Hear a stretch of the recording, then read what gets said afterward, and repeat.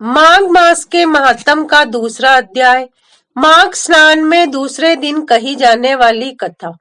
राजा के ऐसे वचन सुनकर तपस्वी कहने लगा कि हे राजन, भगवान सूर्य बहुत शीघ्र उदय होने वाले हैं, इसलिए यह समय हमारे लिए स्नान का है, कथा का नहीं। सो आप स्नान करके अपने घर को जाओ और अपने गुरु श्री वशिष्ठ जी से इस महात्म को सुनो।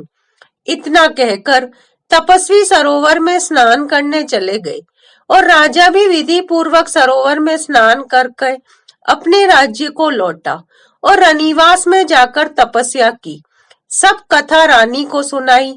तब सूत जी कहने लगे कि हे महाराज, राजा ने अपने गुरु वशिष्ठ जी से क्या प्रश्न किया और उन्होंने क्या उत्तर दिया, सो कहिए। व्यास जी कहने लगे, हे सूत जी, राजा दिलीप ने रात्रि को सुख में सोकर प्रातः समय ही अपने गुरु वशिष्ठ जी के पास जाकर उनके चरणों को छूकर प्रणाम करके तपस्वी के बताए हुए प्रश्नों को अति नम्रता से पूछा कि गुरुजी, आपने आचार, दंड, नीति, राज्य, धर्म तथा चारों वर्णों के चारों आश्रमों की क्रियाओं, दान और उनके विधि विधान, यज्ञ और उनकी विद्या, व्रत, उनकी प्रतिष्ठा तथा भगवान विष्णु की आराधना अनेक प्रकार से तथा विस्तार पूर्वक मुझको बतलाई। अब मैं आपसे माघ मास के स्नान के महत्व को सुनना चाहता हूँ। सो हे तपोधन, नियम पूर्वक इसकी विधि समझाइए। गुरु वशिष्ठ जी कहने लगे कि हे राजन, तुमने दोनों लोकों के कल्याणकारी वनवासी तथा गृहस्थियों के अंतःकरण को पवित्र करने वाले माघ मास के स्नान का बहुत सुंदर प्रश्न पूछा है।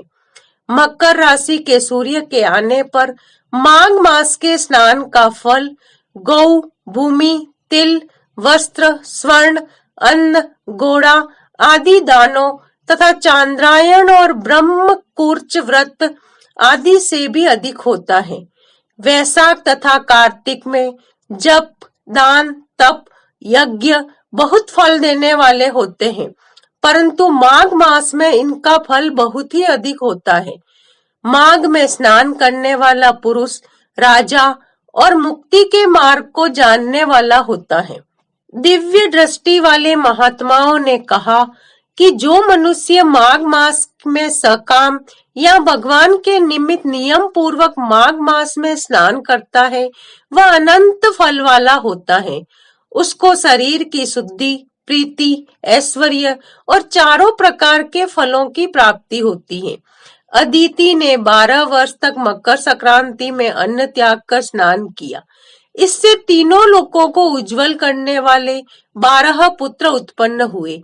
माघ में स्नान करने से ही रोहिणी, सुभगा, अरुंधति दानशीलता हुई और इंद्राणी के समान रूपवती होकर प्रसिद्ध हुई।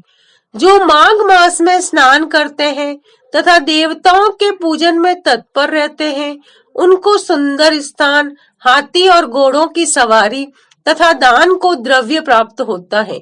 अतिथियों से उनका घर भरा रहता है और उनके घर में सदा वेद ध्वनि होती रहती है। वह मनुष्य धन्य है जो माघ मास में स्नान करते हैं, दान देते हैं, व्रत और नियमों का पालन करते हैं और जो दूसरों के पुण्यों के क्षीण होने से मनुष्य स्वर्ग से वापिस आ जाता है।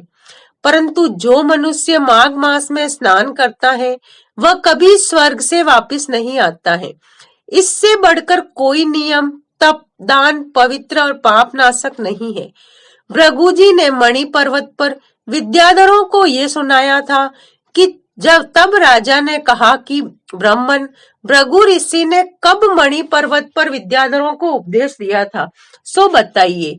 तब ऋषि कहने लगे कि राजन, एक समय 12 वर्ष तक वर्षा न होने के कारण, सब प्रजा क्षीण होने के कारण संसार में बड़ी उद्विग्नता फैल गई।